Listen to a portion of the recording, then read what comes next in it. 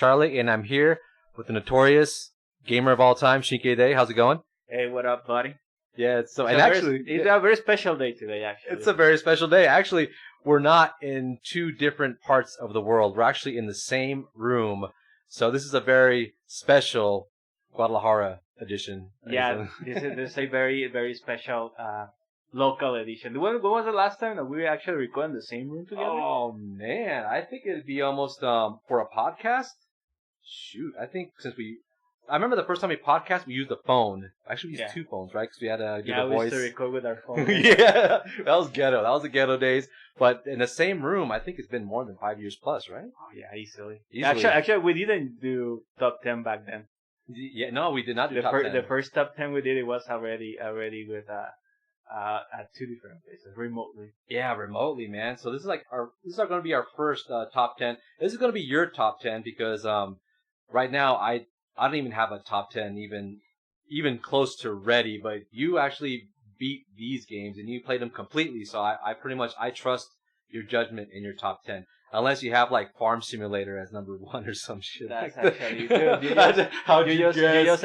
just actually spoiled the whole thing. The whole podcast, right? Okay, that's it, guys. Congratulations to Farm Simulator 2019. See you guys next year. See you next year. All right, peace out. No, man. If it's something like that, then I have to jump in and say, "Oh hell no, dude, we can't do that." But I do trust your judgment in these games, and plus, you played more games on PC, which those games need more love too. I think. The third party or the what's it called? Not the AAA games from PC as well. Yeah, actually, this year is I finally, as many of you guys know, everybody who's been following my streams on Sundays, I've been playing way more PC games. Actually, I started last year with my laptop, but now with a new PC, I've been playing way more PC. So yeah, I kind of like expanded the whole catalog of games that we play. So especially indie games, man. Exactly. There's a lot of PC indie games which I like to get into as well. There's a shit ton of oh my god, games. Yeah, they need to be shown more love as well. And so this year was actually very interesting for gaming because I don't think it was the quality of the games. I don't think it was as good as 2018 or 2017, but there was a lot of really good games. Oh, man, there was a ton of good games. Putting together my list was actually a bit difficult because I had to put some games in, take some games out. But so it was a lot of, when it comes to quality, there was a lot of games that I wanted to show up on my list. Mm-hmm. But when it comes to the actual quality, if you compare games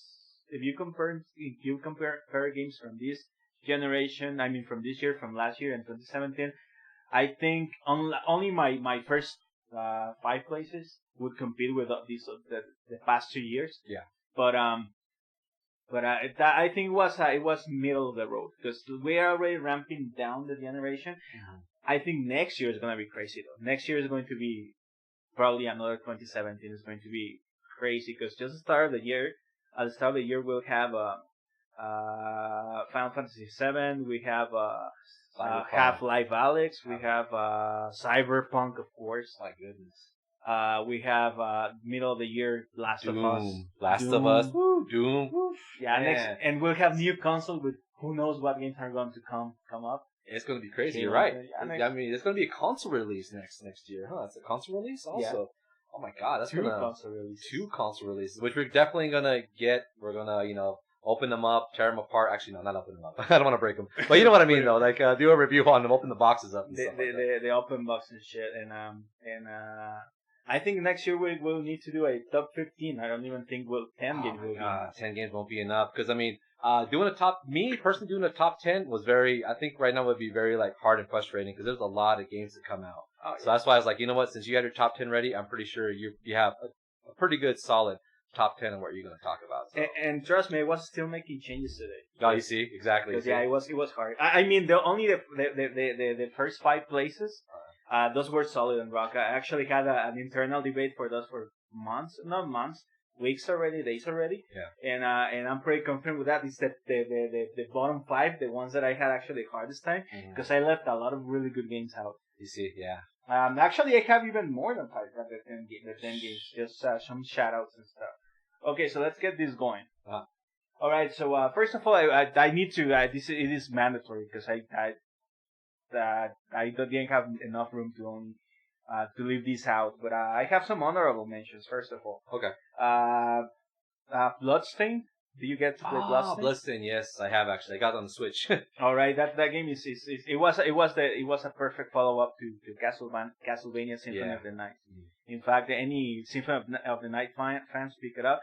The reason why I didn't put it on my top 10 is because I didn't like the art style, and there are some things that feel really janky. So now I think it didn't break that line, but it's a fantastic game, so you should pick it up. Days Gone was a game that I enjoyed a lot. Days Gone was good. I liked it, dude. It got like middle of the road reviews, but I had a lot of fun with it. The only thing that made me not put it also higher is that it had also some technical issues, and the game just is way too long. I think if they shortened it up a little bit, it would have been much better. Yeah, because it seemed like they dragged it out. The game was huge. It was long. The only thing I really liked about that game is that it threw you in the middle of a story, and you play because you want to flush out the background. What's his name? Deacon St. John. Deacon St. John. Yeah, Deacon St. John. When you play the game, you want to know how people got infected. You want to know his story. You want to know the people around him. So I kind of like that. They threw you in the middle of a story and you flush it out while you play the game. But you're right, though. It was long. It kind of dragged out in a way. Yeah, and the thing is, they just put the story like very, very. They dragged it up, but I love the characters. Yeah. I love the setting. And the gameplay, the moment to moment gameplay was really fun too. Yeah. Okay. Okay, Blood and Truth for VR. I didn't put this on my. This is actually. I didn't put this on my top 10 list because the game is still like not it's not like the killer app for VR, but it's probably one of the best games that you can get for VR. I've played that. That you should. Yeah, it's fantastic. I wouldn't. That's the thing. This is not a game that I will tell you. You need to go and buy a PSVR headset for this, because it's not but this would be the game that if you have a PSVR, you must play. Okay. And it's badass. You'll love it. I've seen it, man. It's even on sale too. I should have gotten it, but I so overlooked it. It's on sale all the time, and the thing is also short. You finish it like in 5-6 hours. It's like a typical VR shoot 'em up game, which is fine. I mean, if it's cheap, I'll get a 5 or 6 hour. Do you get to play the what was his face? The Heist. Yeah, you did play the Heist. You streamed it. Oh yeah, I did play the Heist. Is it from that? Or? It is the same guys. Really? It is like that thing, but blown up. Like, oh, that's cool. To full game. I didn't know they were part of the story. Actually, I like that. That was part of the VR demo, VR Worlds, I think, if I'm right. That's pretty cool. Okay, I did not know that. And the next honorable mention, Borderlands 3. This is hella fun with friends. We have a couple of streams already. We have streams on that. Yeah, we do. So you can go watch them up. It is really good. The only thing that didn't make a breakthrough. Personally, there is one section of the game that I didn't like. There is also things of the story that I don't like, and it's the same game that is always banned. So if you like Borderlands 1 and 2, you pretty much play 3. But it's a really fun game. Don't take it negative. It's actually a really good game. I enjoyed it. But it's still like not as good as the top 10. The next one, this is one that you picked up recently, actually. Remnant from the Ashes. Oh yeah. Remnant from the Ashes. Yeah. That freaking game has. I'm actually more interested for what they do next. Yeah, I know. Because this game has I won't say potential because I do think it realizes some of the potential. It's a lot of fun. The combat is really good. The only thing is that the RPG mechanics are broken. Yeah, because it's hard to even choose what to balance off the RPG mechanics. Yeah, the thing is, the game encourages you not to bounce it out. I know. Because if you actually put up you pump up your stats, it will make the game way harder. Yeah, the thing is, each level, I don't want to get too much into the mechanics, but yeah, if you try to grind a level too much, you go to the next level and all that grinds for nothing. Yeah, it's very weird. That's extremely broken.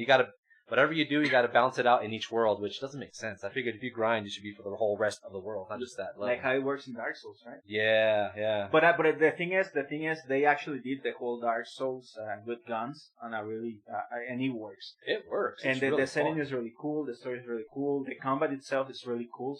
So I wanted to give it a shout out, and I'm actually looking forward to whatever they do next because I think the next time around they'll nail it. And that game is really under everybody's radar. And the thing is, you cannot buy a physical copy. It's digital. Yeah. I think that's why a lot of people don't know about it, but you cannot buy a physical copy of this game. It's all digital, PC, and it's available for every console as well. But yeah, it's very cool. I suggest you get it if you like those Soulsborne type of games. For sure.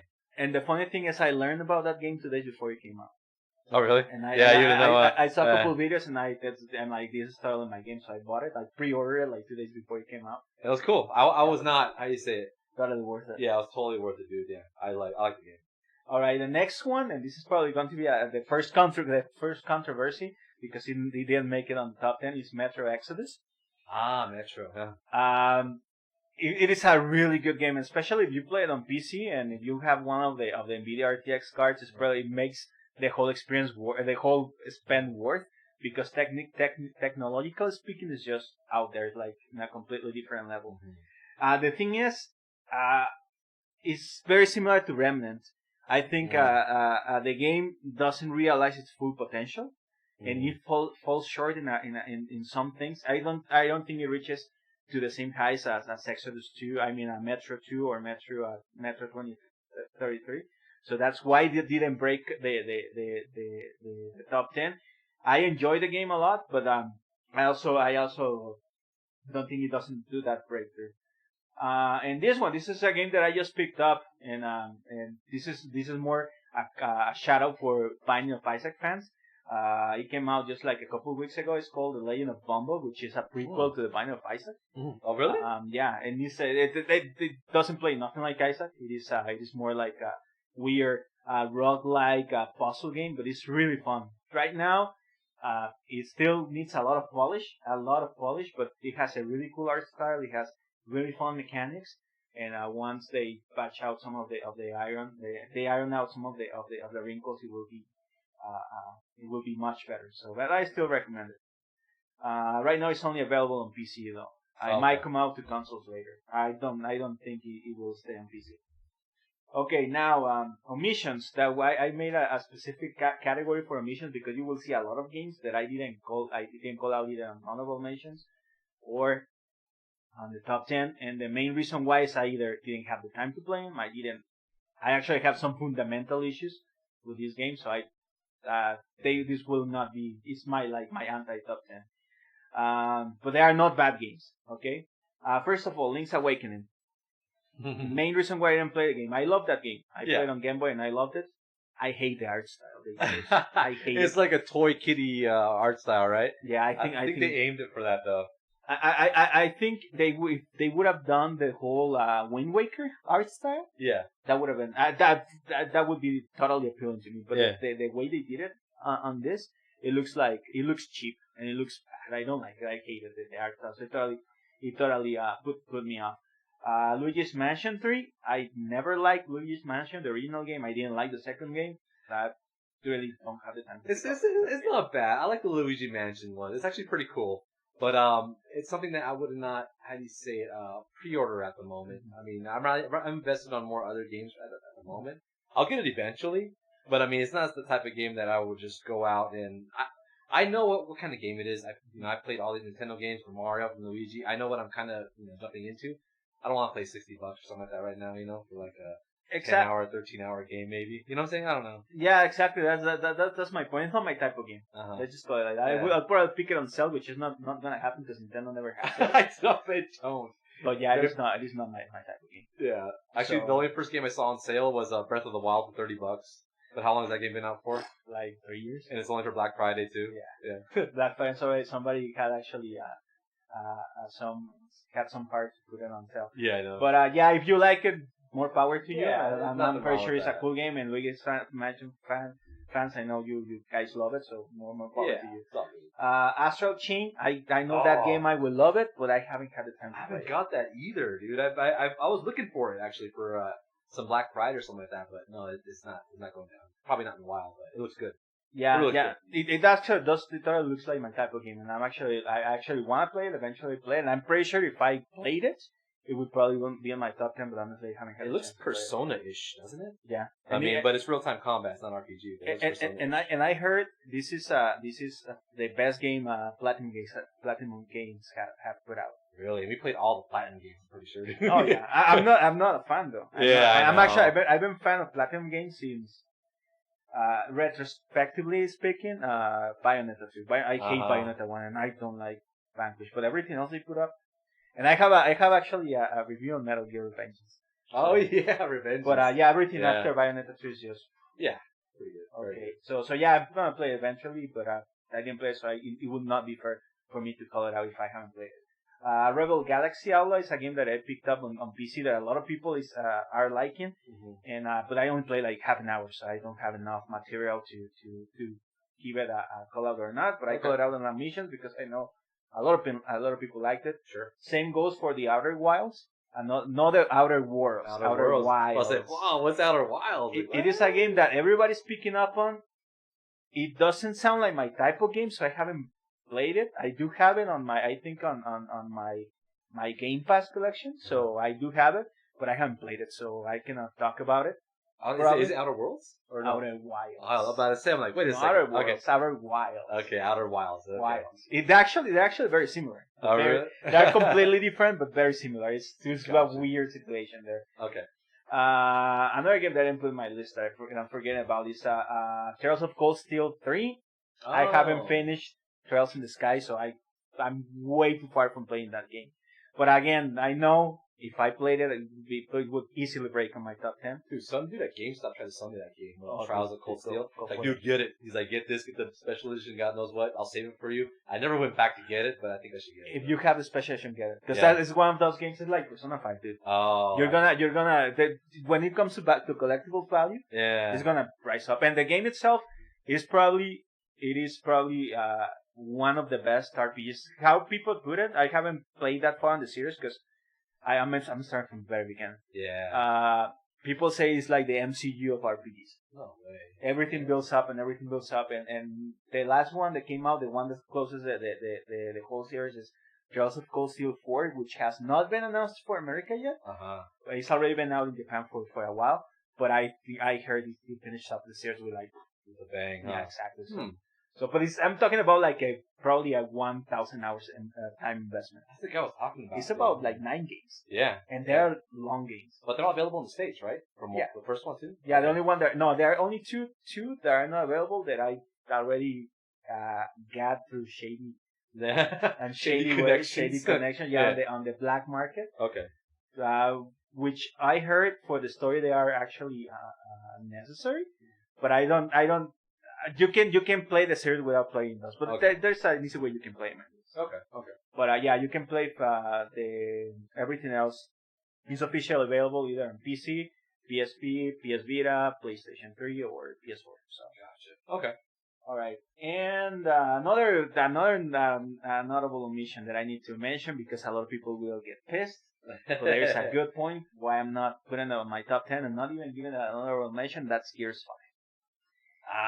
Gears 5, yes. Okay, the game is good.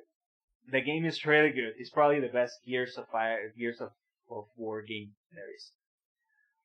The big problem is, I played it on PC, and the game is bugged. The game is bugged. You told me about your experience on that, dude. That could definitely, that's like a deal breaker. Exactly. I lost like 5 hours of progress. And the thing is, when I lost my save file was right after a very, very frustrating section. Yeah. And fuck it, I just don't wanna. So yeah, fuck that game.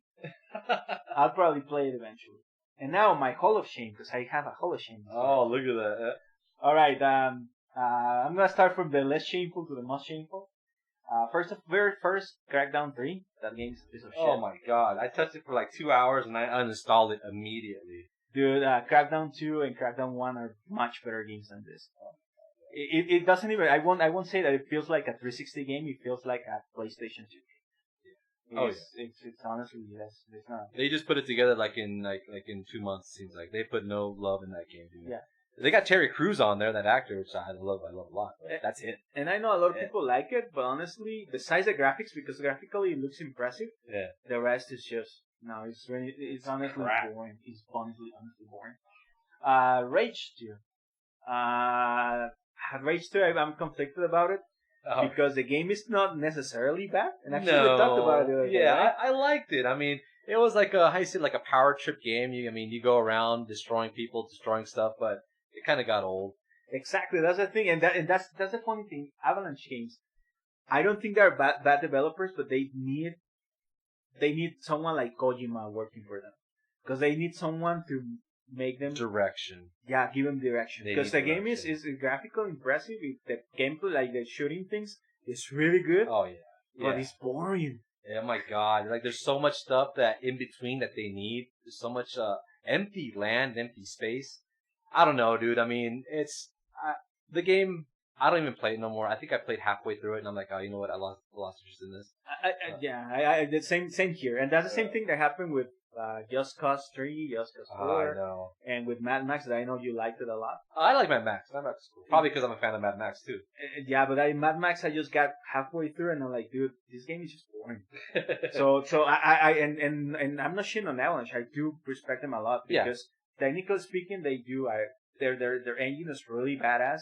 They have their artistical vision is really good. They have their heart on the right place, but they just need a really good game design. Yeah. That's the only thing they need. They need a really good person that can give them a really good direction. The next one is Left Alive, which is I am very disappointed in that game because it has a lot of big names attached to it. It has the people from Front. It's a Front Mission game, so all the people from Front Mission. They have the people from software that used to make. Forget the name of the mech series they used to make. They have Yoji Shingawa from Kojima Productions. They have the whole backing of Square Enix, and they put up a piece of shit. It looked Metal Gearish too. It looked so Metal Gearish. I never got around to it because I just seen how everyone crapped on it. Oh yeah, don't buy it. I pre-ordered it, and the art style and everything, the whole thing about the game, it looks very appealing, but the game itself is one of the worst games that I have played. I only regret buying and playing 2 games. Thief 4 and this.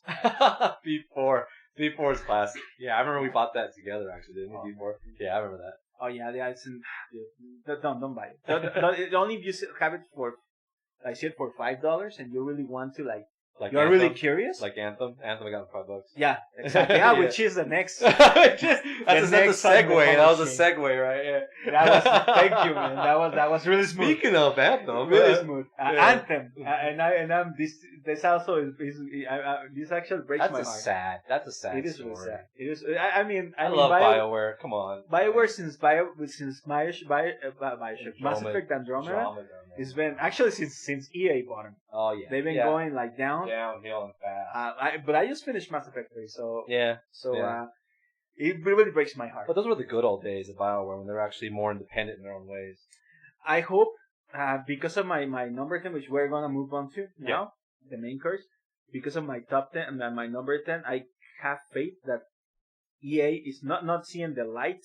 But they are being crapped on so much. Oh my god, yeah. That they are going to rectify the shit.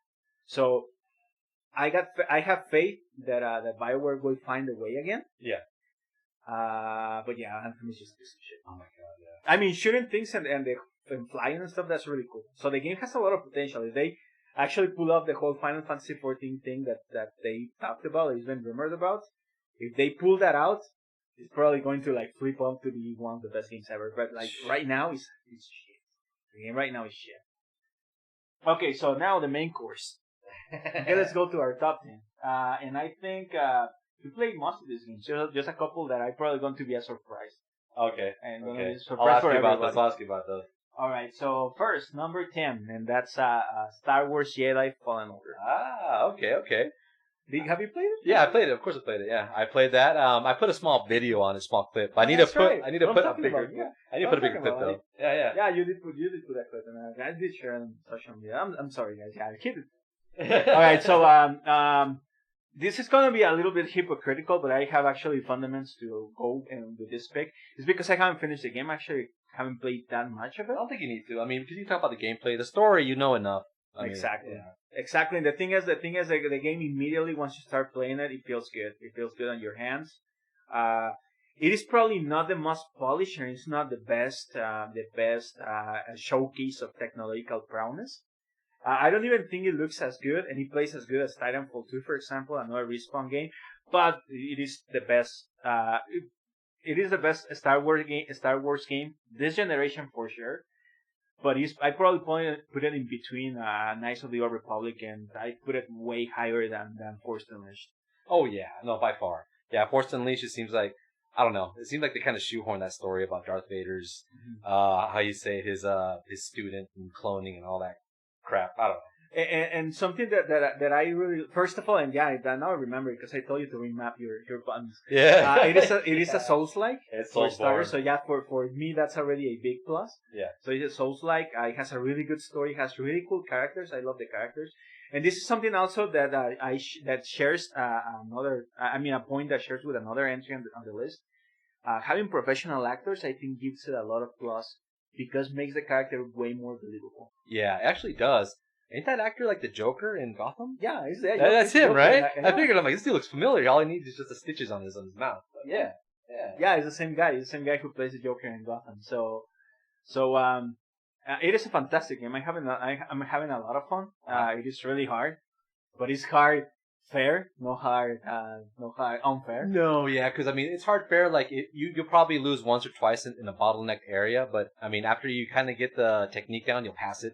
It's not something you. It's not like what's it called, Sekiro, where you gotta spend 8 hours on the fucking boss or on a level. Nothing like that. Nothing to that level. But I do like the challenges of the game. I do like the timing. The what's it called? The pairing with the lightsaber. Even the graphic of the lightsaber is pretty cool. Another thing that I actually like a lot about that game is the whole world exploration. They went with a Metroid Prime template. And I think that's a huge plus. Yes. Okay. Because it makes backtracking enjoyable and makes actually the exploration really Metroidvania. Really fun. Yeah, and I also like how the map will show you where a part is red if you don't have the force power, and it turns green when you do have the force power. And it's probably and now that you touch that point, I think it's the best in-game map ever. Yeah. It's actually useful. It's extremely useful because otherwise I get lost because it's like a kind of a Dark Souls map. It's kind of windy. There's shortcuts. Remember, you cut a rope and boom, it says shortcut found. And that's when you find the bonfire. Yeah, the bonfire-ish meditation points. Yeah. Besides being a Jedi and lightsaber battles, they never get old. No, they never do. They will never do it. It is a really good game, and I'm actually surprised that EA let that game be published the way it is. No, yeah. And that's what I'm saying. That's what I mentioned when I was talking about Anthem and BioWare. I think that they have been piled on in so much shit that they now have to listen. So I really, really hope that EA lets their developers do their games. Yeah, leave them alone. Just pursuing the cheap money. Exactly. And I noticed there's no pay to win. Nothing, dude. Nothing. And the thing is, you can it actually lends itself to that because you have like the punches and shit. Yeah, you're right. The points and what else? And the lightsaber customization and shit like that. So it could actually, and you can even buy skill points and shit. I mean, they could easily do it, but they didn't. No, they didn't. EA could have easily just pushed that on there, the monetization. Yeah, definitely, they could have. And remember, a couple years ago, they said like nobody actually wants single player games now. Oh God, I guess and they had to do their own works because it's actually selling really well. Of course they're doing well. They don't know what they were talking about. They just tried to push their multiplayer FIFA and Battlefront and all that shit. Yeah, they've been trying to pull their whole loot boxes shit. But I mean, law is already stopping them from doing it, so government is being useful for once. Right. So yeah, but anyways, Star Wars Fallen Order. That's my number 10. Really recommend. I really recommend it. So if you haven't, go buy it. Any version, I think the Xbox One X and the PC version are the best. But even if you get it on PlayStation, go for it. It's worth it. And you have to tell EA that that's the games we want to play, right? Mm-hmm. Exactly. Okay, this one. I think it's a little controversial for how low it is on the list, but still, one of my the next game is Kingdom Hearts 3. Okay. Okay. I got something to say about that. I am a huge fan of Kingdom Hearts, so go for it first. Kingdom Hearts is an awesome game. It sucks for people who are just getting into it because the story is so convoluted. Mm-hmm. I think it was convoluted because there's games they try to shoehorn to the 3DS and all this stuff using the name to sell whatever. But for me, the game was extremely easy. It was not challenging whatsoever because I think they're trying to target like the younger viewers, which is fine. But it was nothing compared to 1 or 2. Oh no. 1 was really hard. The boss was like 6 forms. I don't know, dude. I remember it being extremely hard. Dream Drop Distance. Do you play that? Yeah, of course, dude. I played that. Dream Drop That Distance. game is fucking. No, it's hard. Wait, Is that one that you play with Riku? okay, not even that. How about the one that's turn-based? Oh, you mean the carbine? Exactly. That one's horrible. I played halfway and I'm like, I'm done with this. I can't do this. That game, Chain of Memories. That game is in my holy trinity of games that I hate. Bioshock 2, Dark Souls 2, Chain of Memories. I fucking despise those games. But anyways, to me, I mean, I understand about the easiness. It was really easy. But I didn't mind because I actually wanted to go with the story because that was my main reason to play Kingdom Hearts. Yeah. And the battle system I found it really fun. There still is for some reason Tetsuya Nomura doesn't let you remap your buttons because I don't like using X for striking things. Yeah. But I find the combat system really fun. The summons are really cool. The attractions are really cool. I love the art style. Everything looks, graphically wise, it looks mind blowing, dude. There were some comparison videos between the Toy Story world and the Kingdom Hearts world and Frozen and shit. Although it's not 1-to-1 because there are some things that you cannot do on real time rendering with gaming. Yeah. With games, but they look so freaking close, dude. Yeah. They look so close, and probably with ray tracing next gen, we're gonna get to pixel level graphics. But man, the game is beautiful. Oh, it's gorgeous. Really gorgeous. Of course, the music is oh man, is masterful like yeah. always. Yeah, exactly. I even like even the intro. I like bumping the intro before I play it. I remember I have a stereo. Oh yeah, yeah. Oh yeah. If anything, the only thing that my main complaint, the main reason why it's number 9 and not higher, is first of all the story. It was underwhelming. I actually the ending, it was okay, but it wasn't satisfying. Although, and this is an apology, the apologetics. I don't think there was a way they could have finished the story on a satisfactory way. Oh no, man! They got so much to cover, so much ground to cover. I think so they many kind of dice to knock. Yeah. Oh my god. It's the same thing with Metal Gear. That's the reason why Metal Gear 5 sucked. Besides the fact that they couldn't finish, Kojima couldn't finish the game. I don't think there was no way that you could knock all the story together. No, you can't. It should have just ended at what's it called? 4. Yeah. Guns of Liberty. Was it Guns of Liberty? Yeah, Sons of Patriots. Sons of the Patriots. That's right. It should have ended from there. Which is one of my favorites. I love Sons of the Patriots. I heard there's a lot of people who don't like it. Oh, I love it, dude. I mean, it was very lengthy. It was like a movie. I understand, but I just love what happened to Snake, and they should have ended perfectly right there. But I think those two series suffer from the same thing. The game got so convoluted that it was just impossible to end it on a way that people would like it or would actually be satisfied. I like where it's going where the story's going, which I think is going to be another shit show. But I don't think it was it didn't actually finalize anything. It just felt like we just finished this arc. The bad guy didn't go with exactly a bang. But when it comes to character, because this is my favorite thing about Kingdom Hearts, the characters, because it's just a game built around characters, not around the story. So that's why it's so convoluted. Yeah. How they handle the characters, the reunions I have to admit, sometimes some of those things really got into my feelings. Yeah. Because these are characters I've been playing with for 15 years? Oh my god, yeah, plus, yeah. Yeah, I've seen some characters reunited, I have not gone spoiled for people who haven't played. I know it's been a year, but still. But some characters reunited, some people getting get their revenge and stuff. It's really cool. And they set up the next series. Looks that it's gonna have a really cool story, but the thing is, they didn't give finality to the story here.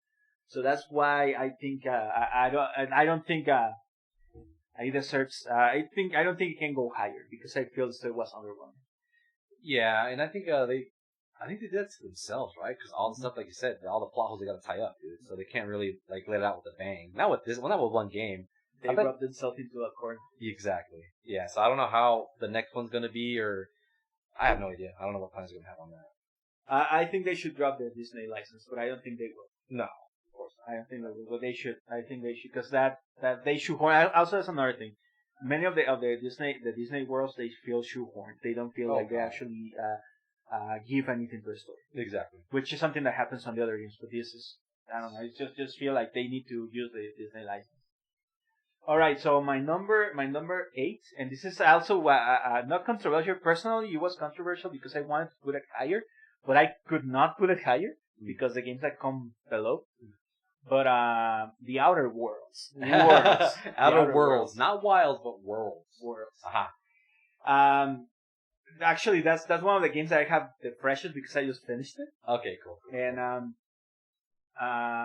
first of all, I think it is the best Fallout game that we have received this generation, for starters. It is a bit unfair to compare because it's not as big. And even in scope, once you play the whole game, it's not that big. Huh? It is not that big. And that's pretty much one of my main criticisms with Obsidian. Their games are not like that epic when it comes to the whole story. Mm-hmm. But everything else when it comes to the gameplay mechanics, the game, the way the game plays and stuff, it is the best Fallout and the best Bioshock. Mass Effect game. Also, Bioshock has a little bit of Bioshock. It has a little bit of Bioshock. So it is the best Mass Effect, the best Fallout, and the best Bioshock game that we have had this generation. Oh my god, they should take notes on that game. Because when I first played it, I mean, ever since BioWare kind of left they left the vacuum. Because they didn't make, like, first of all, Andromeda fell through. They didn't make nothing that's like RPG, action RPG Mass Effect like, so it left the vacuum. I mean, Dragon Age, I don't know what the hell's going to happen with that either. So, I mean, now that they came at a good time. Obsidian came at a perfect time. They capitalized on a game that's not out like this, and everybody ate it up. Even though you said it's not big, not epic, people are comparing it to, what's it called, Vegas, you know, like New Vegas. New Actually, Vegas. I think it's a safe comparison. Right? For New Vegas, I think it is too.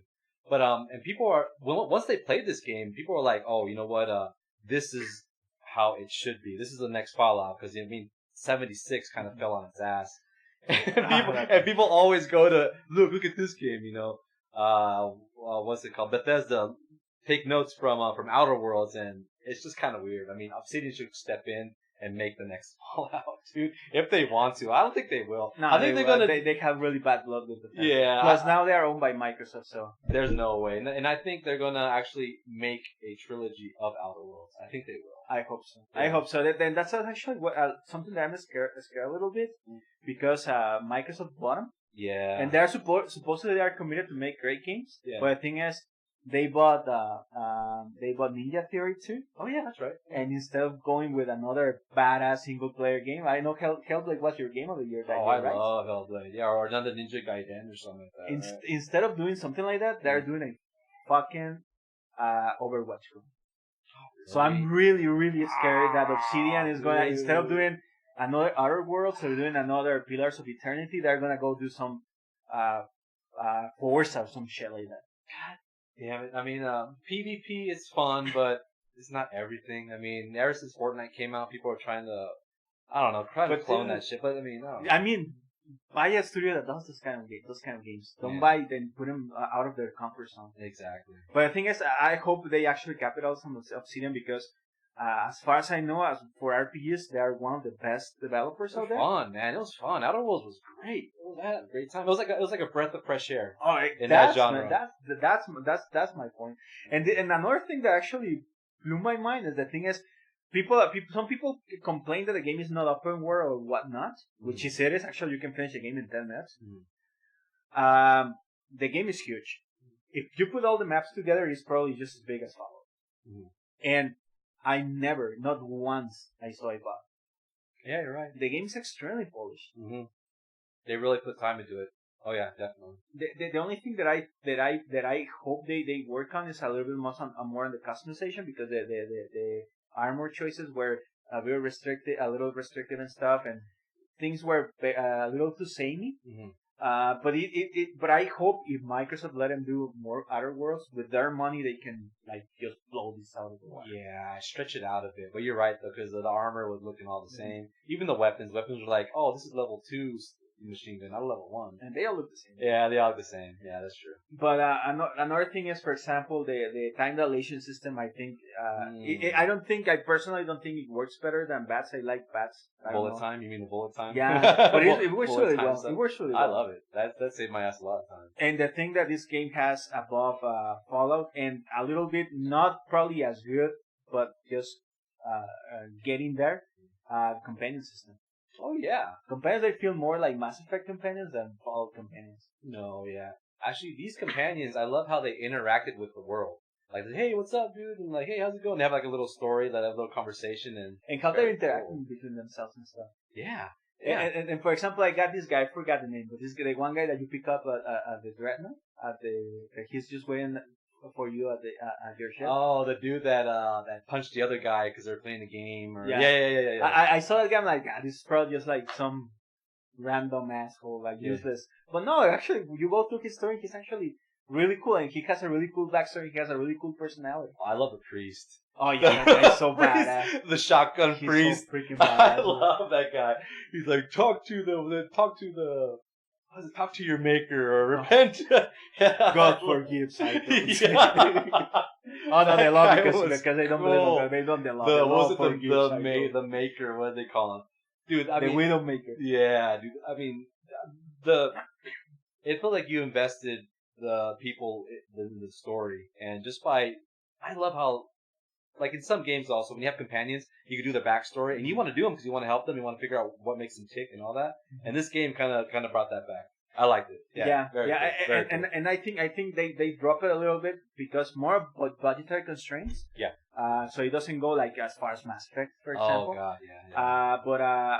But it was going there. It was closer to that than the companions and Skyrim and Fallout, for example. And the thing is, this game is on Game Pass. So if you have Xbox or you have PC, you have no freaking excuse not to play it. I'll play it, dude. It's an awesome game. If you like, the RPG, Mass Effect, Fallout genre, it's a game for you, man. Oh, it's so cool. It's really fun. It's really, really worth the time and really, really worth the $5 that the $1 they will pay for Game Pass. In fact, I will eventually buy it just to have it to support this type of development. Okay, the next one. This one's gonna be controversial. Oh god. But there's nowhere that I could put it, and no higher that I can put it. And that's it's gonna be controversial. We actually had a 2 hours discussion on this game, so I won't go deep on it. But Sekiro, Trails I Trust. There's nothing controversial about that. I love that game, dude. I love that game. That's the game that, you know what? I think that's the only game that I played. I touched no other game, because usually I jump from game to game, which is not the right thing to do. But when I got this game, I played it straight, thoroughly. My wife hated it because she's like, I haven't seen you come out of your room ever since you got Sekiro. Once I beat that game, she's like, thank God I have you back in my life. That's what my wife said. It put his marriage in. See that game? That's why it was. Go for it. Dude, that game, it was challenging. It's not the type of game that you get stuck somewhere and you're like, oh, okay, half an hour and I'm in. No. I mean, the last boss took me literally 5 to 6 hours. In one run. Literally. I mean, I remember you beat it when you beat it. Oh my god, when I beat it. You were like, yes! You know what? This game changed me. Actually, we made a podcast on this game. But this game changed me. Like, looking back, actually, I let a friend borrow this game. He could not beat it. He was on I think he was like on the 3rd or 4th boss. I forgot which one. He could not beat it. He just could not, and he gave the game back to me. He's like, you know what, I can't do this. And when I beat it, I was like, you know what? I could do this. Screw this. I went back to Dark Souls, and I beat Dark Souls 1 in one sitting, because I was like, I'm a badass. If I could be Sekiro, I could beat all the Soulsborne games. So I went back to Dark Souls 1. Platinum all the Soulsborne games. Yeah. Went back to the Soulsborne games. I thought I could do it, because I was kind of afraid of them. But now it's like one of my best genres that I love. And Sekiro kind of revived the Soulsborne genres. I went back to the older Soulsborne games. When I mean Soulsborne, it's like Dark Souls, Demon Souls, which is one of my favorites. Bloodborne. And if you don't know what those are, these games are extremely challenging games. And one of the most key things about these games is like when you go to a rest point, all the enemies spawn back. That's like a classic Demon Souls, Dark Souls, thing. And the whole cadence of the combat too. Oh my god, yeah, you need to be you need to have sharp reflexes. And the thing is, if you die or fall off a cliff or whatever, that's on you. That's not a glitch. It's not on the game. That's all on you. So that's so it's not clunky. The thing about Sekiro, I think right now, and it's objectively speaking, and this is where it's controversial because I have more negative things to say about it than positive. And for a lot of people, it's their game of the year. Oh, you will see this in a lot. There will be the number one. I love it. Yeah. But the thing is, I think the difficulty curve is bullshit. Oh God, yeah. And we talked about it in our podcast, so you can go watch it. It's up there. Because I don't want to turn this conversation to negative. It's celebration, no negativity. It's celebration. So that's the only thing I'm gonna say about it. And that for me made me hate the game because I hate it. I mean, I also played it through and through, and it has now talking about the good things because I think when it comes to making a video game, like putting together a game from art, music, character design, level design, combat design, this is by far the best game From Software has made. Yeah. From that point, the combat system is the best combat system when it comes to melee to hitting things with a sword. Oh my God. It's leagues and bounds, leagues and bounds above anything else. Each battle, I was like at the edge of my seat. Even the stupid like minimal samurai guys, I was at the edge of my seat. And the thing is, also the stealth is so smooth, and it's incorporated into gameplay so smoothly. It's just all the gears work together to make a perfect balanced, not balanced because the game's unbalanced as shit. The perfect machine. Remember Tenchu? The stealth assassins? Yeah. Love that game, and this reminded me of it, dude. Tenchu. This game was supposed to be Tenchu. Oh man, I felt it. But the thing is, they stray so far with the hand-to-hand combat, with the melee combat, that they said, you know what, it's a different beast. That's what Activision published it because Activision owned Tenchu. Yeah, I love it. And it was supposed to be Tenchu. So yeah, everything that this game put together is like a perfect. It's almost a perfect video game. The thing is, they took the whole the whole learning curve, and it was just one little tweak that, and I talked about that plenty about it in the podcast, so you can go hear more in depth thoughts. The whole leveling up system, taking that out, made the game extremely unbalanced. Yeah. So you had to be like physically good. You had to get physically good. Oh yeah. To finish the game. That's why your friend. I actually do feel there is a physical cap. There is a level that you cannot, a point that you cannot play this game anymore. Oh my God, yeah.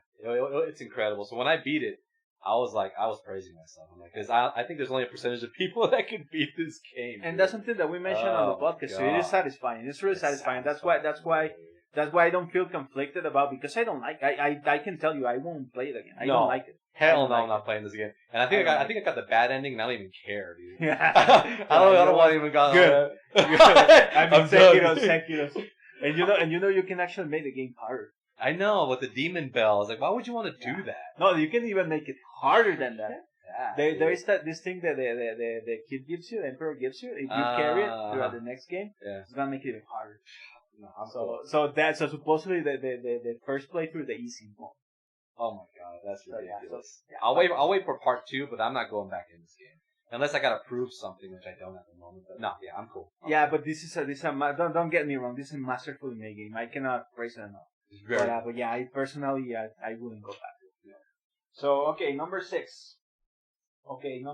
And this is also, everything's controversial on this list. Especially because my pick of top 5. But number 6, because this next game that I'm gonna mention is also gonna be number 1 for a lot of people. So I'm gaining a lot of enemies. I put it on number 6, and that's Devil May Cry 5. Okay. That's good. It is a great game. Don't get me wrong. I mean, I'm talking about. I already put a lot of games left a lot of games out of this list. Number 6 is very respectable. I forgot about that one, dude. But yeah, it is a great. It is the second best Devil May Cry game ever made. I love hack and slash, especially Devil May Cry. They're like the pioneers of that hack and slash dude thing. I love how even the story came about. The story was great. The acting was great. Yeah. The graphics, dude. The freaking RE engine is. And it opens more to even more Devil May Cries. I liked it, dude. The music is great. The soundtrack is great. Graphics are great. The combat system is great. It performs excellent on PlayStation. It runs 60 frames per second locked with the graphic fidelity it does. It has its beauties. Actually, I haven't bought this game on PC because the PlayStation version just runs perfectly. Yeah, it's good enough. I love it, dude. The only thing, and this is why it didn't break through my top 5. The V sections. Playing with V, I hated playing with V. V was very different. It was more like you had your Pokemon. I guess I don't know, because he would you would throw the Shadow Tiger and that weird bird, right? And you try to combo it in, and sometimes the camera was behind him, so you don't know where you're comboing from far away.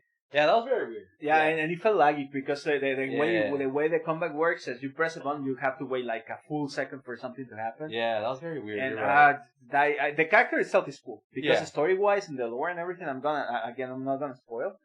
But the story-wise and the story of that character is really cool, and the voice actor and everything was badass. Like even the character design was really cool. How the whole character was all about, but the gameplay just killed the pace. It grinded the pace to a halt for me. I think they try to do a different pace, a different fighting style, because you got the gunslinger, you got Neo. They try to do something different, which I don't know if they really panned out too well. You know? And the thing is, and this goes actually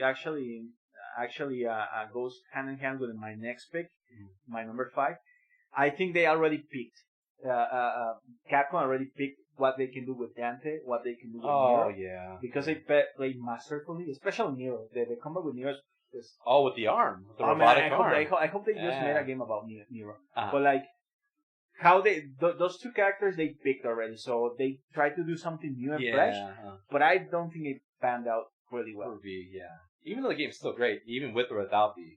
Yeah, it is fantastic, and everybody, and there's a lot of people who want to pick as the top number 1 game of the year, and I totally I don't disagree. It's fine. It's fine. Good. But the thing is, for me, there were five games that were better than Devil May Cry. The multiplayer was weird on that, wasn't it? Multiplayer was weird, but actually was, and it's funny because it's similar to it's in a very little way, but it's similar to another the multiplayer on another game that is in my list. Really, that was so weird because you see the other dude like doing something else, and you're like over here, and he's over there. That was odd. And you could great on your game, like staring for it, and you had like somebody's name, and you could rate him because he could like knock down a bridge. That was weird. I don't know. And the funny part is that I played it the day before, so I got like one of the Capcom developers playing. It said Capcom Dev, and I got one of the first people that were playing it with me. That was kind of cool. But after that, I was like, and the thing is, that's something they never publicized. I know. It was very low key. That's why when I saw that, I'm like, who is that? And I know that it's him, but he was moving like in real time. You know how like they do a spin, like someone's playing him, not the AI. Like, why is he moving so weird? Oh, it's another player. I'm like, what the? And you get to rate him? I'm like, and it's actually really interesting. And Capcom didn't talk about it. No, right? Not at all. Nobody has. Yeah. Yeah. Actually, now that you mentioned it, I didn't remember that. I didn't remember it. No, I just remember now that you mentioned it. But so odd. But yeah, I mean, the thing is, Capcom is on a roll. Yeah. Capcom's on a roll. Oh yeah, I bet. And I know one of their games is going to be on your list. Has to be. Which we'll get to. And that's Mega Man 11. Mega Man 11. Actually, it was on my list last year. I thought we didn't have a top 10 last year. Oh yeah. For life happened. Life happened, but it was on my list. Mega Man 11. It was a fantastic game.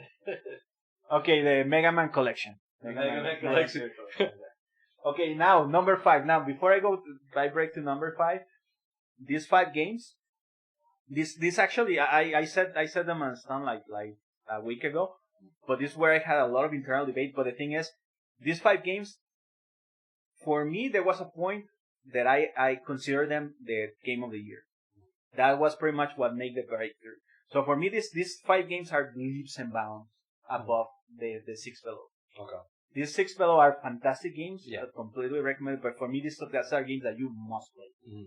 These are the must play games, and some of them would be game of the year on past years, and would be games from other years. For me, these are like leaps and bounds above, and it was actually I had an internal debate among these 5 because they are so good. They are really really good. They're just playing so good. They are really really good. Okay, for number 5, that's Judgment. Okay, that's Sega's Judgment, and that's really good. Okay, something that I mentioned about Devil May Cry is that they already picked Nero and they already picked Dante. To me, this is as good as the Yakuza formula can get. Yeah. This is as good. And I'm talking about the story, I'm talking about characters, I'm talking about graphics, I'm talking about combat. Yeah. this is the peak. This is as good as they can get. That's probably why, and something that kind of like vindicates my position is the fact that they are making the next Ryoga Gotoku game they're making it into a turn-based RPG. The dragon. What's it called? Something like a dragon. This like actually being called. This actually being called by its real name here in America now, which is cool. Yeah. It's turn-based. You're right. Like a dragon. And how it looks and what I've seen, I haven't played the demo. It's a demo already out for the Japanese store. It's more like Kingdom Hearts than Dragon Quest, for example. But the thing is, I feel Sega is going that route because they already picked what they can do with the Yakuza. Yeah, dude, Yakuza. Yakuza's been around for many years. I mean, the games, not the actual Yakuza. The Yakuza have been even more years. Yeah. No, we're talking about the video games here. But Yakuza's been around forever since the PlayStation 2, 3? PlayStation 2. 2, right? And I played most of them. God damn, you know what? They should really do like a series because the stories are so well done, so scripted, man. They do like a series on Netflix or something. I don't know. And the thing is, I do believe if they do that, they should start with Judgment. Yeah. Because dude, the story is great. The story incredible. And this is something that every Ryoga Gotoku game has. Every Yakuza game has. It has a story that knows how to do like funny things, know how to do dark things, drama, action, and the game doesn't feel. And you can, if you watch clips separately, you'll be like, this game is goofy, and this game is like all drama. But like put them all together, and they are marked together like really well. It has personality. The game has a lot of personality, dude. A lot. And this is one controversial thing I'm gonna say. I do believe that Tak is a better protagonist than Kiri Kazuma. And I'm biting my tongue saying that because I love Kazuma. He's probably like the most badass. And the funny thing, he hasn't been around for a while. Not like Kiru. Not like Kiru. But the thing is, Tak is the character. He's such a good guy. Mm-hmm. He's someone that likes people, that likes helping people, and he has a because like he's distraught for what happened and all that stuff. So he feels like the force to need people, to help people. Exactly, but he's a good guy. He's been involved in the Yakuza world and stuff, but he's not a Yakuza. He was a lawyer, and now he's like working for enforcement and stuff like that. Kiryu is a guy with the mafioso with a heart of gold.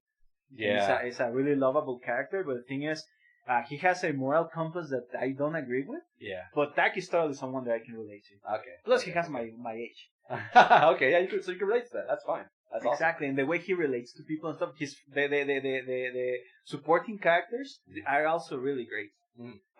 They also feel like this friendship, like a strong friendship and bond going. You invest in the characters. You really do invest in the characters. If something happens to one, like, oh hell no! You actually get pissed when someone either dies, gets hurt. You actually feel like, oh, this motherfucker, yeah. And another thing that also I'm really glad for is they didn't relate anything, not even Easter eggs. Mm. The only thing is that they use the Yakuza organizations. Yeah. And some of the actual landscapes, right? Yeah, the map is exactly the map's the same. Yeah, the map is exactly even the store owners and stuff are the same people that in Yakuza. I noticed but that. But they never mentioned never mentioned anyone from the Yakuza games. Yeah, because I walked around like, wait, there's a strip club over here, if I remember correctly. There's only things that change. There are only things that change, especially on the Millennium Tower stuff. But they don't have to fall back on Yakuza. No, they don't. It could be a totally different story. I remember the Don Coyote, is that a store? Yeah. So I'm like, oh shit, it's the same store. Like, so cool. Yeah. Yeah, Don Coyote. And the gameplay itself is really fun. Oh, the action is really fun. Yeah. Combat is really fun. Again, to me, that's better, as good as they can get with that format. That's an excellent game. Yeah, so that is. If they do something better, they'll completely surprise me. Mm-hmm. And they continue with this series. Honestly, it's fantastic. Okay, so for number 4, actually I showed you that game just before we started. It's already on the. Okay. Yeah, it's my number 4 that it was actually the rating number 1 to a point. Actually, every game here was the rating number 1. Mm-hmm. That's Control. Mm-hmm. Really underlooked game. From Remedy. Overlooked. Not many people actually even realized this game came out. I know. That's kind of odd because I was waiting for it. I actually pre-ordered it. Yeah. It came out. Yeah. Me too. Yeah. Me too. I was really hyped about it. And the thing is, to me, this game pretty much consolidates Remedy as first one of the best narrative developers, because the story in Control is not crazy and it's really smart. You have to really pay attention. Yeah. Oh yeah. And something actually, this is something I don't do normally with a game. I don't actually go collect and actually read the answers. I normally just play the game. But every collectible and the entries on the collectibles are so freaking interesting that I invested a lot of time in just collecting everything and reading what's going on, because the world they build here, which they have been building since Alan Wake, it's just out there. It's just phenomenal. Dude, I'm a big fan of Remedy. Ever since one of the games that I will always cherish and love are the Max Payne series. The Max Payne trilogy, I love it too. Oh my god, it's like because when I first got here, that's the only game I had is Max Payne 2. When I played it, I played 1, 2, and 3. And those are the only games that actually I played more than once. And like you said, like and also Remedy did it in Max Payne, where like you go to televisions and you turn on a television and it'll be like a show, but it's actually foreshadowing what's going to happen in the game. Yeah. They've been doing that since Max Payne, dude. And I love Remedy for their storytelling on that, dude. And the thing is, the layer of the stories in Control are just, I don't want to spoil it because I know you haven't finished it. Yeah. But the layer of the stories on and this is something that is common on the next 3 games. The layer of the stories are so complex that everything is related to a like a personal level, like a whole meta level, and it goes even beyond that. It has like 3-4 different layers. Like something, for example, you pick up a collectible and it says something that you mentioned. It foreshadows something about the story. Yeah. It makes you learn something about the world. It makes you learn something about other games like Max Payne, for example. Yeah. But in reality, it's talking about the main protagonist. So it's something that is related to her and her relationship with another character. I don't want to spoil. Sam Lake is on the top of his writing skills at this game. Yeah, and plus Max Payne is actually not the director. He's in the game. He is in the game. He has everything. Yeah. What's his name? The director? Or was he? He was the director. He was the director, right? He was the director. He was actually the face of Max Payne for a while. Yeah. I love that, dude. Love it. And it's just a very fascinating story. It's a very fascinating world. And another thing, and this also consolidates Remedy in my eyes, as they make the best third-person shooter games. Oh, jeez. I mean, even like you said, Alan Wake is such a classic, dude. I had to get that in physical copy, and which I want to play again, because this kind of ties into it. I've seen the DLC is coming out. I don't know much about it, but rumors are they're going to tie Alan Wake to it. Because if you haven't beat Alan Wake, you should play the DLC, because it kind of ties into what the DLC this is going to be. So yeah, cool. That's very explicit on Control. They kind of like hid it as Easter eggs. This is very explicit. It's very explicit that they are. It's like the MCU of Remedy, the Remedy. So cool. The Remedy gaming universe. But the only games that I don't know if they can tie in is Quantum Break. Quantum Break, yeah. And they cannot do Max Payne, which could, but they can't because that belongs to Rockstar now. Yeah, it does. But sadly, yeah, I hope they're building up to that. But like, just the way the combat works, like they do vertical shooting, like the whole the freedom for fighting, like you shoot everywhere, things happen everywhere, and you feel so fluid and so natural that other games don't achieve it. Not even Anthem, that has a really nice combat system. Yeah. Other games that actually are based on vertical combat doesn't achieve the level that Control does. True. And I love Jessie too. The character of Jessie. I just mentioned you that I just made the click because I just finished Mass Effect. But to me, like she's like femship. Like femship. She's like one of my favorite characters ever. Of course. So she's kind of like that type of character too. And the actors did a really fantastic job with the acting. And the little clips with the professor too are. I know, dude. They're weird, but they're really, really cool, and they build up as you continue on in the story. They build up. And the game has such odd art direction. Awesome, but so odd. It's like they were on another level when they thought about all the small details of the art direction. It's so crazy. It is like if you put together like X-Files with Max Payne and like you'd never think that would mix, but they did it so beautifully. Yeah. And another thing, I don't know if they actually based it on it or they actually thought about it when making this game, but it makes a lot of it makes a lot of call-ups to my favorite novel, House of Leaves. Like this one house that is bigger inside than outside. Yeah. So Yeah, it's just, guys, if you haven't played it, pick it up. This is one of the type of games that we spend yelling about that we want. Yes, definitely. We want more of this. No Sam, like, multiplayer, no this to bullshit. This is the game that you have to vote with your wallet for. Yes, I agree. All right, so top 3. Okay, this one is a surprise because only if you follow me on social media, you have heard me talk about it. If you follow our Facebook page, you actually made a very explicit point, very explicit posting about it. But this is probably a completely unknown. This is the wild card, and it's probably one of the best games I've played. Like not only this year, ever. I don't think I played this one. I'm guessing. That's is Disco Elysium. Yeah, I wanted to play that, dude, because you put that, and you actually gave a small review on it, if I'm right. Yeah. I already made a small review. It's gonna come out on consoles next year if you don't have a PC. But dude, this game is just on another freaking level. Nice. In another freaking level. I'll definitely get it when it's available. The thing is, I'm gonna say this. I do recommend everyone play it. But the thing is, it is an RPG. It is probably the purest form of RPG that you can play. It is probably at the closest that you can get to pen and paper RPG on a video game.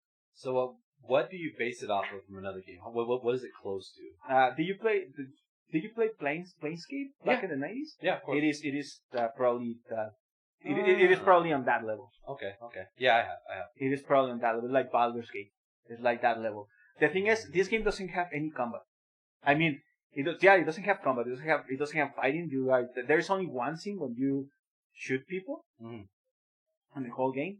But everything is based. Is a lot of reading. You have to read a lot. That side, yeah. Everything is done through text and stuff. And but like every little action that you do has like a skill like checks, like dice checks and stuff like that. Checks your balance. Okay, guys. And of course, like you have like equipment that you can, like the way you dress, the things that you're carrying around with you.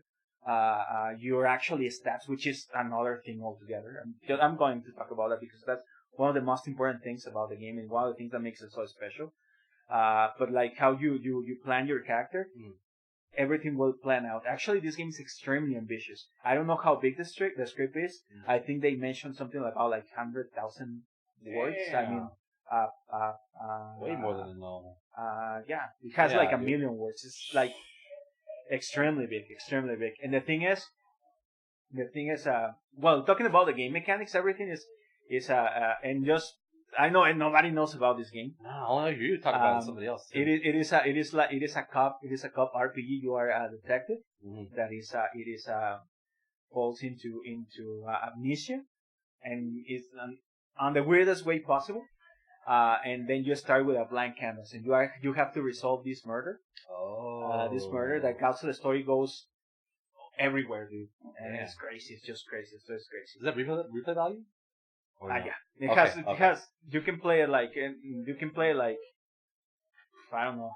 The developers say that you will need to play it about 15 times to get everything. Oh, that's possible. Okay, that's actually pretty cool. I love replay value. I do believe them. I watch videos of other people playing it, and they do things that I watch.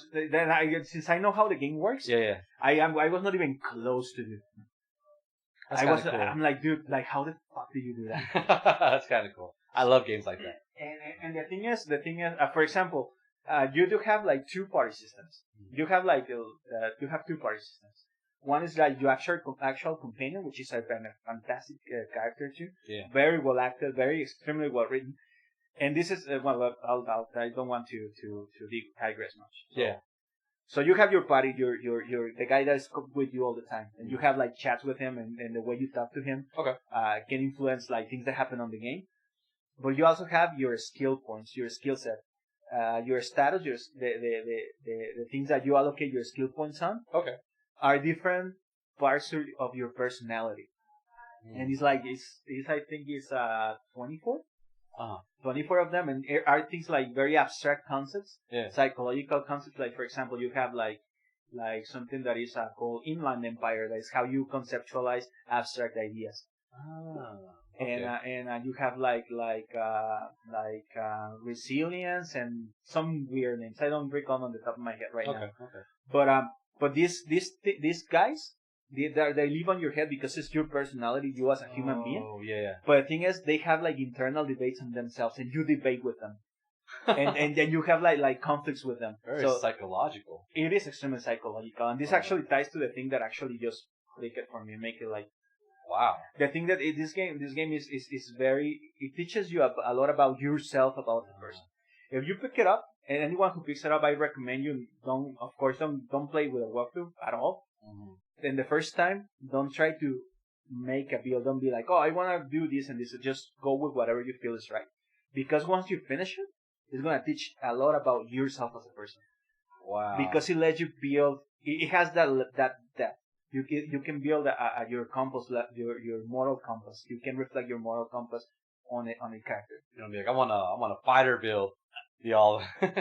No, in fact, yeah, you can do a fighter build, but there are no combat, so there's no. It's like point. no reason for it. But the way you interact with people and how you approach some situations that are based on that archetype. But I think it goes deeper like that. For example, it goes like this: your character can become from a communist to a capitalist to a libertarian to a anarcho-capitalist. You can be a racist.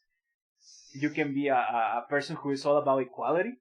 And it's so it doesn't hammer to you because it's not a political game. Yeah. For example, the way it works is like this: you talk to this guy who's a racist, and he talks to you about racism and stuff, and then you finish the conversation, and one of your personalities will talk to you and tell you, "Hey, dude, we can give it a little bit more thought about what this guy said," and you can actually internalize it. You can actually accept that thought. And little by little, the guy will become a racist, and he will start talking like a racist. Oh wow! Okay. So whatever's in the inside expresses itself in the outside. Exactly. Wow. And it's not like it doesn't hammer it down. It's not like it's very subtle. Kind of reminds me of the Disney movie Inside Out. Exactly. Little guys. But like take it up to 11. To 11, right? Nice. And for example, like another thing that it does is like. At the end, not at the end, you can see it from like at a point of the game. Your internal personality will tell you, you know what? I think you belong to this archetype. You're this type of cop. For example, there is a hobo cop. There is a disco cop. There is like food cop. There is like sorry cop. Like the cop of the apocalypse.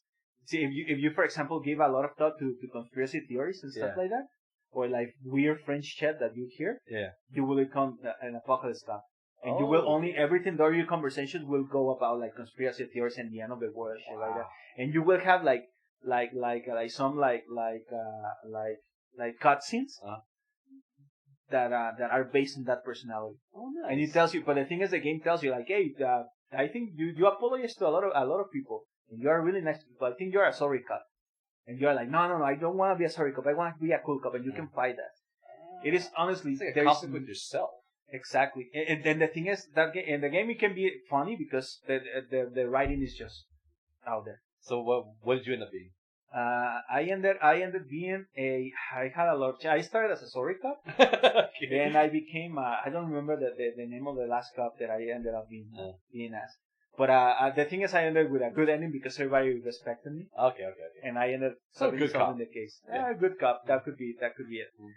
But the writing is excellent. The writing is probably on par with the Witcher novels. Ooh, okay. The Witcher novels. I see that you got some novels there. Nice. And it actually depends on the writing being good because 95% of the time you will be reading things.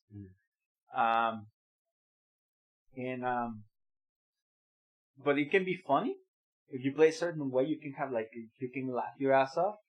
It can be a very introspective game, like what I mentioned about the whole psychology. You can play it that way. It can be a very depressing and dark game. Yeah, and it has that flexibility. Honestly, I never have played anything like it. That's it, dude. And now it makes me want to play more. Yeah, and I recommend it. The thing is, once you play it, it has a really. The thing is, it's a very hard concept to sell because it is not the type of video game that many people. Some people won't even consider it a video game. Yeah. Because it involves a lot of reading and stuff. But the way they start so perfectly because the very first thing, and this is not a spoiler, because you can see it on the trails and stuff, you can die trying to grab your you can die because it has health and stuff. Okay. But you can die trying to grab your tie from a fan. If you don't do it right, it will kill you. So the start is so gripping that even on in the first 5 minutes, you will convince this is just one of the greatest games you play.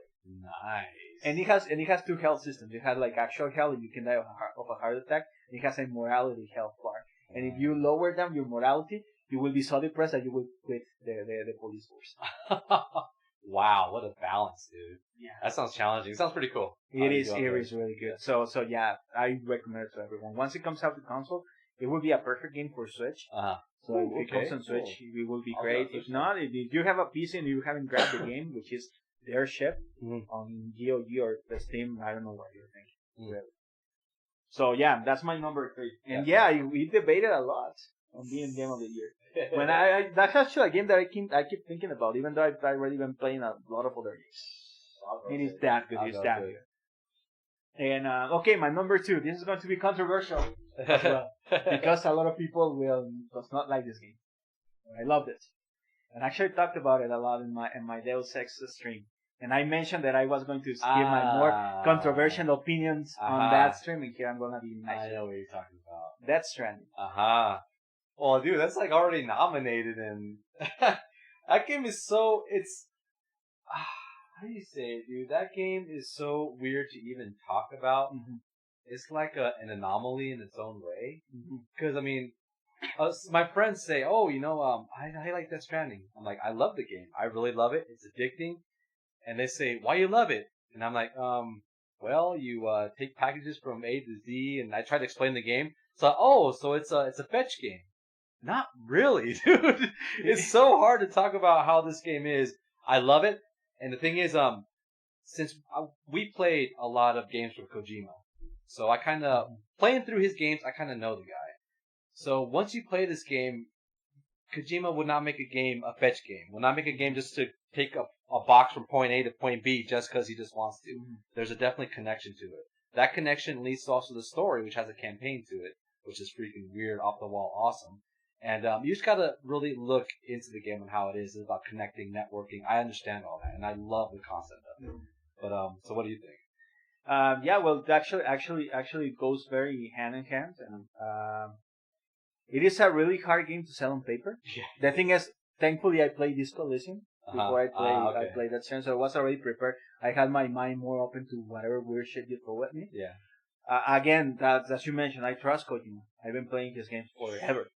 So I knew he was gonna make a game that is not bad per se, just because he wants to be this artistic guy who hangs out with Hollywood people. But on paper, there is no way if you just tell what the game is about, somebody will find it fun. Even if you watch somebody play, it doesn't look fun. I know. You have to actually play it to understand. And yeah, the gameplay loop is really addictive. It's addictingly weird. I will sincerely call it an action game. Yeah. Action adventure? Yeah. Why not? Yeah. In fact, and this is probably the closest thing that I can compare it to. This game is very similar to Breath of the Wild. And if you think about it, the way the climbing, even the combat, because Breath of the Wild is not based around combat, it discourages combat a lot. Yeah, that's why your weapons break all the damn and all that. Yeah. And it's all about the traversing and the exploring, and Death Stranding is about the same. You know what? It's funny that you said that, because I noticed, like, Kojima, his moral, he tied the moral into the actual mythology of the story of the game.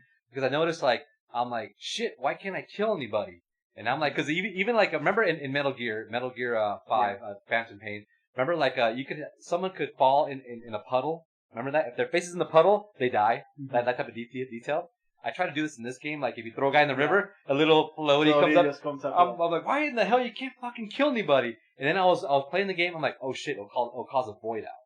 In this game, a void out, you gotta understand the game. I don't want to explain it, but if somebody dies, something really bad happens. It causes like a nuclear freaking spiritual explosion. And I'm like, shit, that makes sense. You don't want to kill anybody because it'll make a crater.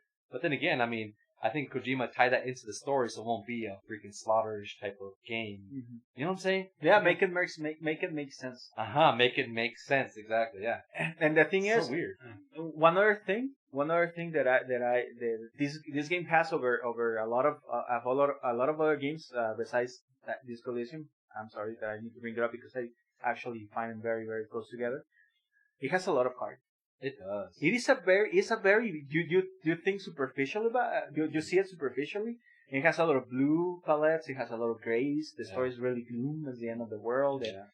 But the thing is, it has a lot of heart. When you go to a place and you get to deliver something to someone, the way they react and they're like, liking people and stuff like that. Yeah, the it makes you like people. Like system. Yeah. And it makes you, and even Sam, little by little, he goes about like soften it up a little bit more and stuff. Because he's harsh at first. He's very hard. He's been through a lot. Yeah. And this is the thing that makes it that validates the game for me. The thing is, Kojima was doing this strand game, like connecting people together. Mm-hmm. And besides the multiplayer system, which is completely nuts, it does accomplish that. You start to feel connection with other players and with the people inside the game.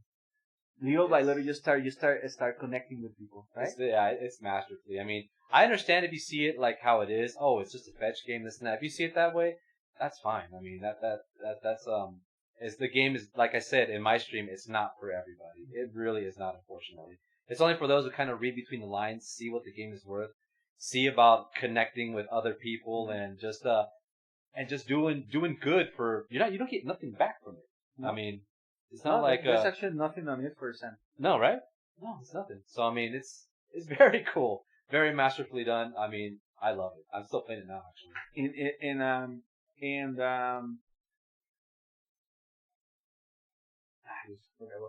Actually, it's something I've been trying to say for a while now about that game, but yeah, it is a really beautiful game. I think it is a piece of art.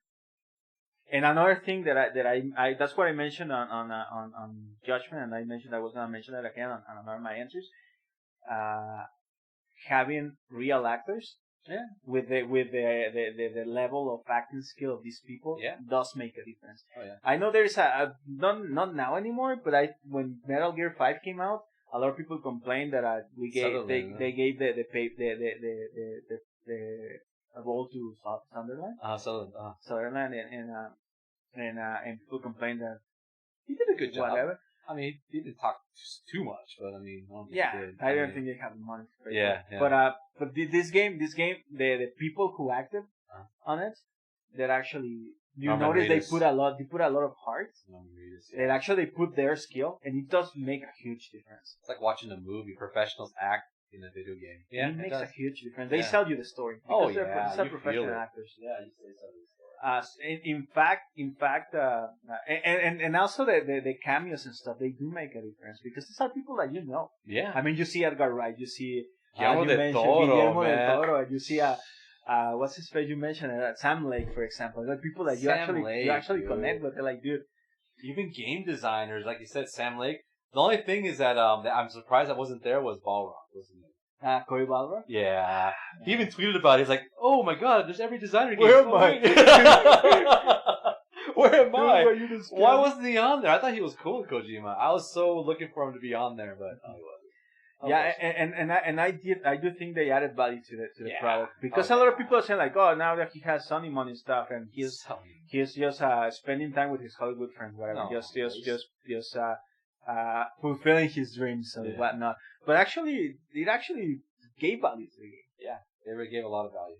And I do feel it is, and it's again, it's not a game for me. This is why what I was gonna say. This game doesn't have gratuitous action or gratuitous. It's not gratuitous entertainment.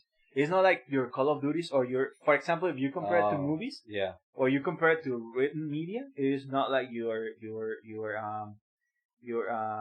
Transformer movies. Mm-hmm. Okay. It's not like your Bruckheimer movies or these guys' movies. It's not about, which is fine. If you like those movies, I love those movies too. No material, yeah. It is not your Marvel movies. It is your Joker. Okay. See, yeah exactly. If you compare it to written media, it is not your Twilight. I'm sorry. It is your Witcher movies. Your Witcher. That's not a fair comparison. But And then it's fine. I like those things too. I like Transformers. I like bombastic action. I like Call of Duty. It's like mindless I like freaking fighting, shooting. Yeah. I just talked about Sekiro and their combat system and Devil May Cry. This one is slower. It's more it's like slow, man. You gotta really enjoy the moment when you play the game, like trying to traverse the lands, going to one place to another, kind of strategically go to different areas because of the time fall, BTs, all that shit. Which I don't want to get into because this is like a whole conversation. But it's very cool. And plus, I noticed that the game stops you making speedruns. Have you noticed that? Yeah. Kojima did not want you to freaking beat the game like right off the bat making speedruns. I noticed that, dude. No, it has like a hard stop of how long you have to play. Yeah, that's kind of crazy. Yeah. And the thing is, there's something that I disagree on is like the part that you have to play 10 hours for the game to like it. If you like it at the beginning, you like it. If not, don't force yourself. But there's one thing before I move into the last because it's already getting late. I'm already hungry. Oh yeah. Because we gotta get dinner. Oh yeah. Because I also need to talk a lot about my number one, which you already know what. I already know what it is. But we haven't talked about it yet. But I want to. There's one thing I wanna mention on Death Stranding, and I mentioned it on my stream. I mentioned I was gonna talk about it here. There is this moment. I don't know if you've done that mission. Have you gotten to the chapter to Mama? No, I haven't. Okay, I'm not gonna go into specific details. But there's a specific mission. One of the deliveries that you have to take that you gotta take her. Yeah. To this place to do some stuff. And of course you have to go all about the whole how the gameplay works, planning your routes, doing your gear. There is a really cool scene before you start that mission. But you start that mission, and you're just walking Karen around this character, and you have this conversation with this person that has some very detailed, very complicated, very elaborated background, and even Sam himself opens up to this character, and then there is this point, and this is something that happens all the time on the game. The music kicks in. You see the place, and that moment it kicked with me so much. I said, "There's no way any other game could have done this." And the thing is, that's a very unique experience to me because the way you're gonna play that mission is not gonna be even close to how you played it. Because you're gonna plan a whole different route. The previous thing you're gonna do a whole different way. You might even not get a song. You might even get it, and that's something that only games can do. And to me, and this is something I mentioned also on my podcast. It's one of my most controversial opinions about Death Stranding. I think it's one of the most important games ever made. It's probably it goes with Metal Gear 1. It's probably not as good. I'm not talking about the quality of game. I'm talking about like how important it is for the medium. Because something that there is this YouTuber and very famous person on YouTube, Alana Pierce. Probably you've heard about her. Alana Pierce. Yeah, I've seen her before. She talked about Deus Ex Half-Life Alyx, and how developers are moving towards a different type of building games. Medium. I think that Stranding is already accomplished that. Never anything like it. Yeah. And yeah, to me this is like the games of today contrasted to the games of tomorrow. So games that we're gonna start seeing in 2020 are going to build on this template. So to me, this is one of the most important games ever. They got it. Own it. We got it. The collector edition. And you got the collector edition and the Sam statue, right? Yeah. Are you going to box it? Wait, the Sam statue? No, I didn't get the Sam statue. No, I got the baby. No, I got the baby. I thought you got the Sam statue. I wish I got the Sam statue, but that shit is like $1,000. I got the Ludens. I got the Ludens figure, the mascot of Kojima Productions. Right. Yeah, that's the one I got. No, I haven't got. When you get back, yeah, when I get back on the box. Yeah, I got the Ludens. That's the one I got. That's badass. Yeah, Ludens. And Kojima, as he promised, he never shows up in the game. I know, huh? Surprisingly, he mentioned like he's not in the game. He's just a mascot of the station. Yeah, he doesn't show in the game. He's just a mascot. Yeah, that's pretty cool. I mean, he shows, but not in the way you think. Yeah. All right, so my number one. Okay, and yeah, everybody knows because I haven't talked about this game. Drum roll. I already know what it is, yeah. Call of Duty Spider-Man from last year because it was so awesome. No, actually, this game It was pretty much the bar, the measure that Farming Simulator 2018. 2020. That was pretty crappy. No, this is a game I measure every other game against, and once I played it, and I mean it's a little biased because I was extremely hyped about it, and I could not sleep for this game. FIFA 2019. Loot boxes. No, it's 2K Casino Edition. NBA 2K Casino Edition With loot boxes. Yeah, no, my game of the year is of course Resident Evil 2. Yeah, that game was. It's funny because they capitalized on the old Resident Evil 2, which was freaking blew my mind as a kid. And once they made the remake, this is a way to make a damn remake, dude. Especially how this game is. It's so fucking awesome. And the thing is, Capcom didn't have to prove anything. They have already remade the script.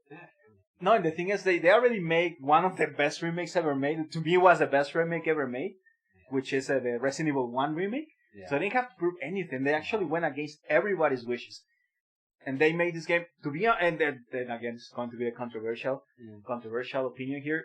This game leaps and bounds, beats Resident Evil to the original game, which to me is one of the best games ever made. Man. I played the shit out of that game when I was a kid, man. Oh hell yeah, dude! This is one of the things that get me nostalgic about PS1. It has so many ties. I have so many emotional ties to that game because it came out in a very special time of my life when you were young and stuff like the 90s, but everybody's nostalgic about.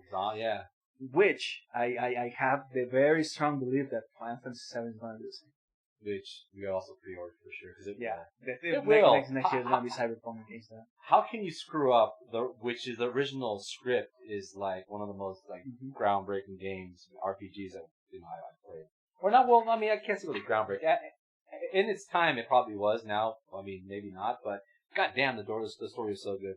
I remember when I was a kid, it was like the type of story that you know what, everything is going to shit. All we have is our sword and hope, and let's see if we could save the world. That was like one of the first games that I felt like that. Like, fuck, I only have me, my friends, and let's see if we could do this. Like, yeah.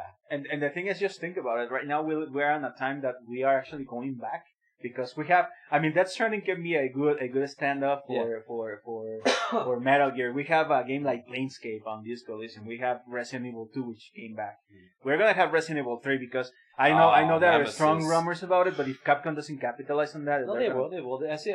Supposedly they're gonna release something next year of Nemesis. Yeah, dude, Nemesis is one of the most memorable REs also, man. I'm pretty sure they're already working on that. And then we have Final Fantasy. We're coming back to PlayStation 1, dude. I know. We're coming back to the old great days where gaming was so just memorable in these type of games, dude. And yeah, but back to Resident Evil 2. I mean, yeah, I have played that. I have finished the game like 6 times, and I never go tired of it. I haven't played the 3 DLCs, the Survivors or whatever. I haven't either. We should go back. Because I'm like I want to finish all the storylines first. I need to reinstall this. Actually. The thing is, I picked it up on PC now, so I've been playing it on PC. So awesome. And the thing is, Capcom, as I mentioned, they are on a roll. Yeah. The freaking RE engine is probably the best right now, the best engine. So graphics are just mind blowing the way it looks. Yeah. The sound design is just also mind blowing, and the gaming place is just. It's been a while since because our Resident Evil after 4 is very arcadey, very action based arcadey, roundhousing zombies in the face, pile driving them, whatever. This was actually when Mr. X was going after you. When you hear the footsteps going closer and closer and closer, I was feeling like anxiety, dude. I was getting to that anxiety factor of survival horror. And the thing is, everybody was against the remake playing the way it plays because everybody's like, it has to be. Resident Evil 2 has to be fixed cameras and it has to have like puzzles and all that stuff and limited. Capcom didn't have to prove this formula works perfect for survival horror, and they did it. Yeah, they did. They set up the new template for survival horror again. Survival horror. There's not many survival horrors out there. Nobody can pull it off. I don't think everybody can pull it off. Survival horror. I hope Konami sells Silent Hill. Oh my god! And they just do the new Dude, they would take that over in a heartbeat. I'd love that. I'd love a new Silent Hill, but I mean, I don't think they will. Konami's weird like that. And yeah, And Resident Evil 2, it didn't. It was. I had high expectations for it. It met the expectations. I won't say we surpassed them because I was extremely hyped for it. Yeah. But it did meet the expectations I had for it. It to me is the best game this year. I love it. I actually want to reinstall it now, probably. Yeah. But yeah, I can see that being number one. Because, I mean, that definitely tugs on my nostalgic strings, dude. Oh, yeah. Dude, when the music kicks in. And if you play the nostalgic music pack. Oh, yeah, that's right. The nostalgic music pack. And I bet that people, gamers of this generation loved it as well. Even though they didn't play the one from PlayStation, they loved it too. Yeah, I know. I know people who actually never played the original one, and they went back and played it. Yeah, you see? Yeah. I've seen a lot of YouTubers do that too. Yeah. Very awesome. Very cool. I hope they put a DLC with a 1.5. And I hope they remake all the other games on this. I know they're already doing 3, but I hope they do Code Veronica too. They had a lot of people to pick with that game. Was good. It was kind of hard to get to because it came out on the Dreamcast, I think, at first. Yeah. And then it came out on different consoles after, I think. It was kind of hard to get to. Then. It just. It played, and then it came out for PlayStation 2 and GameCube and Xbox, I think. Yeah. And right now you can buy it. Oh, right now you can buy it anywhere, but yeah. But that was a good one too. When I played it last year, when I was getting because I finished all the series twice. Oh yeah, that's right. And between this year and last year. Last year when I played it, Code Veronica used to be my favorite game. Mm-hmm. But after I played back to back with the other games, it just went down. Like it has a lot of bullshit. But it has a lot of bullshit. But if they remake it this way, it's gonna be mind blowing. Dude, I think they should fucking remake 4 into it like this. That's what I do. 4 is like Bethesda's Skyrim. Yeah. I've seen 4 crop up. I mean, if the PlayStation 5 comes out, they're gonna make it's gonna be for you know what I'm talking about? I've seen it on every medium of Resident Evil 4. In every fucking medium. Dude. This is what I wish they did. They do. I actually wish Capcom thinks like this. They should, because this game, Resident Evil 2 remake ties to Resident Evil 1 remake. Mm-hmm. Doesn't tie to the continuity of Resident Evil 1 and doesn't tie to the continuity of Resident Evil 4. Mm-hmm. What they should do is they should build the remake universe and make Resident Evil 4 and something like this, not even close to what Resident Evil 4 is now. And then 5, 6, and just do a new 5 and new 6 that have nothing to do with this 5 and 6. Yeah, because 5 was going downhill. Like what they do with Terminator. Oh yeah, like the new Terminator had nothing to do with the previous 2 movies. Exactly. Yeah. They should do that. They should probably pick back the concept they had for Resident Evil 4, Devil May Cry. Now I'm talking about the other, just the one with the ghosts and stuff. Yeah, do it with this, and then go from there. But I want my my buff ass Chris Redfield punching boulders. I want that fucking muscle. It could be DLC, or you can always mod it. Remember, dude? I've ever seen Chris Redfield he's fucking just swole as hell, dude. Because those games are fun, but remake 2 is just leaps and bounds above them. Yeah, actually, that beat Resident Evil 5, 6, 7 was like a fucking die-hard zombies, dude. 7 is a good game. I love 7. 7 was very arcadey, though. Extremely arcadey. VR, playing that on VR. But yeah, that's my top 10. Agreed? Very good. Very good. I agree with them.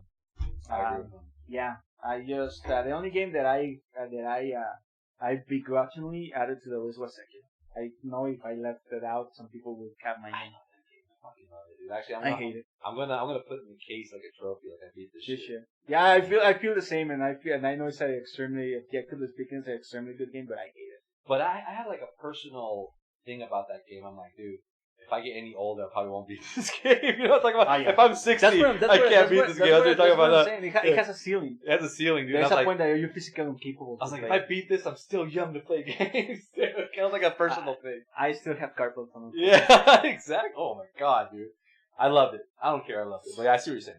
Alright, so that's it. And next year we're gonna have a crazy year. Yes. We're gonna have console reveals, open boxes, more AAA, even indie games for sure. So check our channel. Stay tuned. This is Reboot Robot. I'm Carlos Charly. This is Shinkei. Thank you so much for watching. Like, subscribe, leave comments below. Any questions that you like, even controversial questions, we don't care. Yeah. So thank you so much. We just mute you. Don't worry. Exactly. We'll block you. Don't worry about it. All right. Live long, game on. Peace out. Boots on the ground. Boots on the ground. Peace.